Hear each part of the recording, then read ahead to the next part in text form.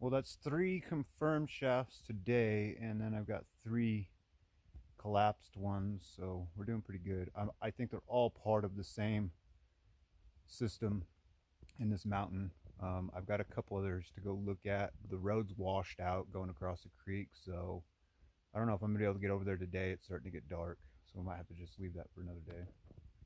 But pretty good day. We got this pretty crazy formation right here. Heck yeah. There's that bad boy.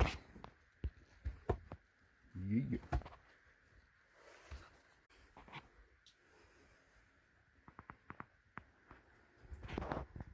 And then we got this one right here.